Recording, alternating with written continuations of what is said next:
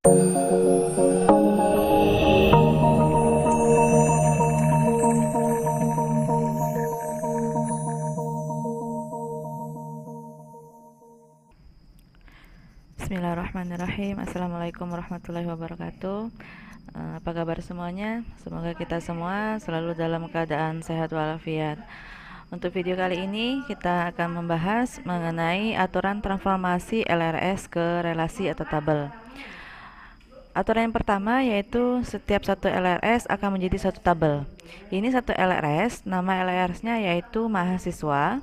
Nah, ada atribut NIM, nama, alamat, tempat lahir, tanggal lahir, dan jenis kelamin. Dan primary key-nya adalah NIM. Ditransformasikan ke relasi atau tabel menjadi seperti ini. Ini bentuknya, tabelnya. Terus aturan yang kedua yaitu nama LRS menjadi nama tabel. Ini nama LRS-nya mahasiswa, jadi nama tabel. Nama tabelnya juga mahasiswa. Selanjutnya, tiap satu atribut akan menjadi satu kolom.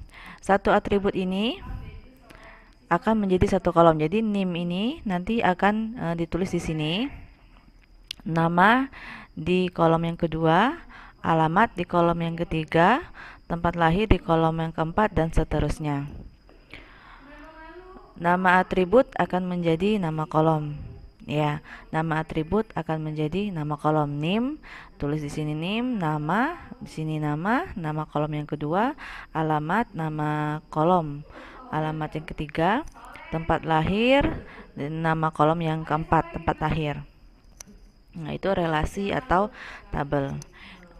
Nah, berikut ini adalah contoh transformasi LRS ke relasi atau tabel.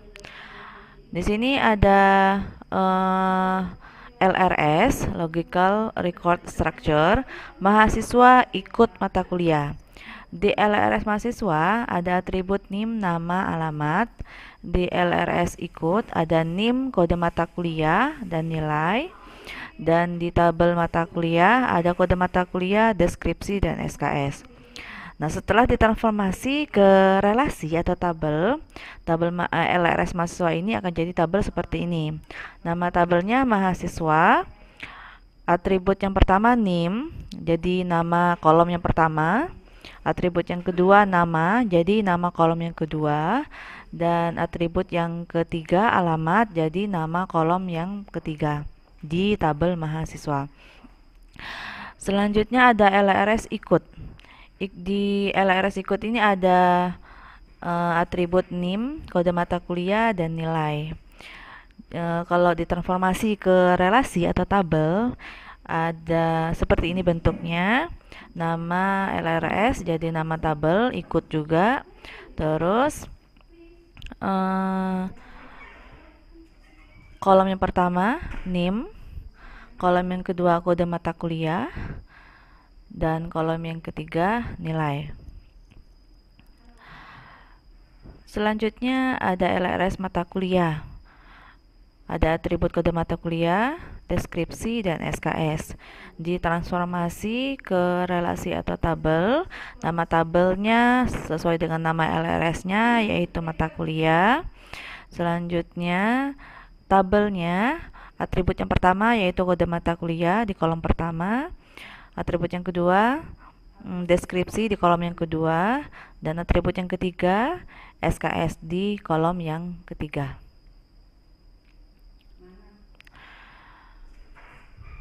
Nah, dari LRS sebelumnya dapat diperoleh 3 tabel. Tabel yang pertama itu mahasiswa, tabel yang kedua mata kuliah, dan tabel yang ketiga ikut. Selanjutnya cara lain menunjukkan primary key.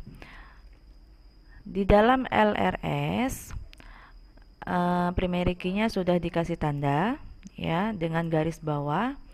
Di tabel mahasiswa atau di LRS mahasiswa primary key-nya adalah NIM.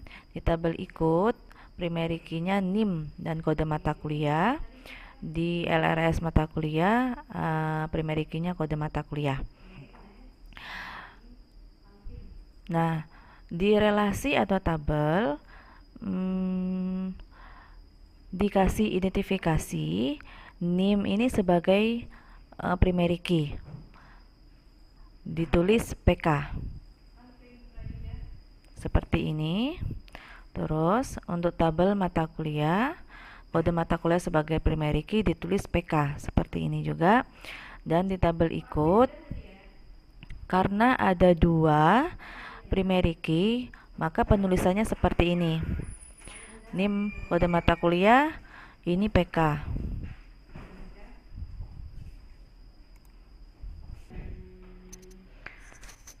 Di sini ada studi kasus mengenai sistem rental VCD film. Silakan dibaca sendiri. Dan dari studi kasus ini nanti dibuatkan diagram IR lengkap dengan atribut dan cardinality-nya. Terus setelah diagram IR-nya dibuatkan transformasi diagram IR ke LRS, logical record structure, lalu dibuatkan LRS-nya, dan selanjutnya dibuatkan tabel dan atau relasi. Selanjutnya studi kasus yang kedua, sama seperti studi kasus yang pertama, silakan dikerjakan. Selanjutnya ada contoh diagram IR. Di sini ada 1, 2, 3, 4, 5. Ada 5 entitas. Entitas yang pertama ada supplier. Di supplier ada atribut nomor supplier, nama supplier, alamat supplier, dan telepon supplier. Dan nomor supplier sebagai primary key. Di entitas pesanan ada nomor PO dan tanggal PO. Primary key-nya nomor PO. Di entitas barang ada kode barang, nama barang, satuan, harga, stok, kode barang sebagai primary key. Entitas faktur ada nomor faktur dan tanggal faktur, nomor faktur sebagai primary key. Dan di entitas penerimaan ada nomor terima dan tanggal terima, nomor terima sebagai primary key.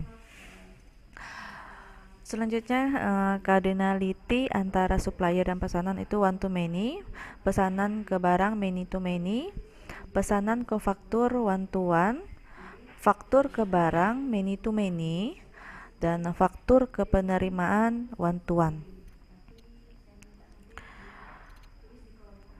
Untuk relasi antara supplier dan pesanan juga dibuatkan atributnya.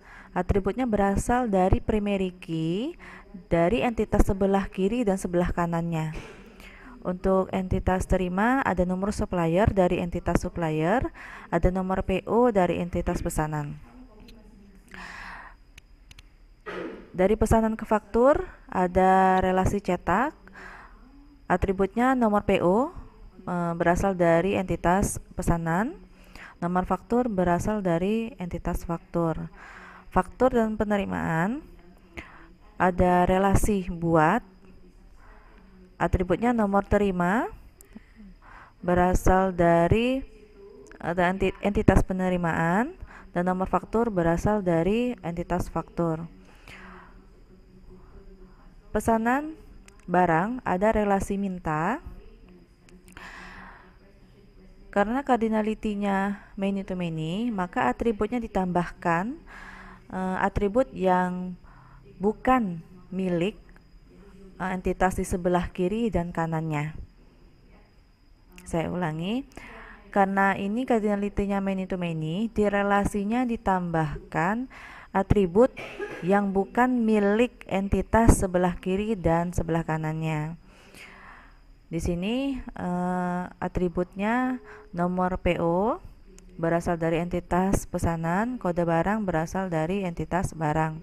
Nah, atribut tambahannya yaitu quantity pesanan yang bukan milik pesanan dan barang, dan harga pesan yang bukan milik pesanan dan barang. Antara faktur dan barang ada relasi isi. Cardinality-nya many to many. Jangan lupa ditambahkan atribut tambahan. Di sini atribut tambahannya yaitu quantity faktur. Nah, itu contoh diagram IR. Selanjutnya transformasi IRD atau diagram IR ke LRS atau logical record structure. Dilihat dari cardinality-nya antara supplier dan pesanan, ini one to many, maka arah transformasinya ke arah many. Jadi penggambarannya seperti ini, ya. Suppliernya di kotak-kotak, ya, di garis putus-putus kotaknya, terus relasi terima ini masuk ke dalam satu kotak dengan pesanan, karena arah transformasinya ke arah many sesuai dengan aturan yang sudah saya jelaskan sebelumnya. Selanjutnya pesanan minta barang. Ini many to many. Sesuai dengan aturannya, yaitu kalau many to many transformasinya masing-masing satu-satu. Jadi relasinya satu, entitas kiri kanannya satu-satu seperti yang tertera di video. Selanjutnya pesanan ke faktur one to one. Sesuai dengan aturannya lagi bahwa kalau cardinality-nya one to one, maka arah transformasinya ke yang membutuhkan referensi atau ke atribut entitas, ya, ke entitas yang atributnya sedikit. Tapi lebih baik transformasinya ke arah yang membutuhkan referensi.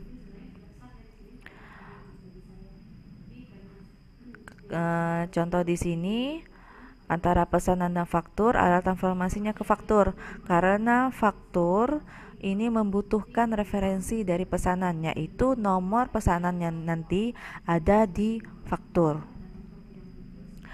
Selanjutnya faktur dan penerimaan, cardinality-nya one to one. Nah, arah transformasinya ke penerimaan karena penerimaan lebih membutuhkan referensi, ya, daripada faktur, karena di penerimaan nanti ada nomor faktur. Selanjutnya faktur ke barang, cardinality-nya many to many, jadi transformasinya sendiri-sendiri, relasi sendiri, entitas sendiri. Jadi gambarnya seperti ini. Nah, itu transformasinya. Selanjutnya LRS-nya. Saya balik lagi ke transformasinya. Dilihat dari transformasinya, garis putus-putus ini kelihatan bahwa ada 1, 2, 3, 4, 5, 6, 7. Ada 7 nanti LRS-nya. Kita hitung ya. 1, 2, 3, 4, 5, 6, 7. Jadi nanti ada 7 LRS-nya. Jadi gambarnya seperti ini. Nama entitasnya di luar, di dalam kotak itu nama atributnya, ya. Terus jangan lupa karena transformasinya ke arah many antara supplier dan pesanan ini, jadi nanti nomor suppliernya masuk ke LRS pesanan. Seperti ini. Ada nomor supplier di LRS pesanan. Nah, kalau many to many seperti ini, pesanan minta barang. Jadi arah panahnya ke arah relasi yang jadi LRS, namanya LRS minta. Ya, seperti ini, tidak ada atribut tambahan. Terus antara pesanan dan faktur itu karena arah transformasinya, saya balik lagi, karena arah transformasinya ke faktur, maka nanti nomor pesanan, nomor PO ada di faktur. Seperti ini. Selanjutnya faktur dan penerimaan. Arah transformasinya ke penerimaan, maka nanti ada nomor faktur di penerimaan. Ada nomor faktur di penerimaan. Di sini nomor fakturnya. Ya. Selanjutnya faktur isi barang, ini many to many, berdiri sendiri. Jadi transformasinya sendiri-sendiri. Nanti akan jadi satu LRS masing-masing. Arah pandangnya jangan lupa ke arah relasi yang jadi LRS ini, isi. Ya, tidak ada atribut tambahan. Nah, itu LRS-nya.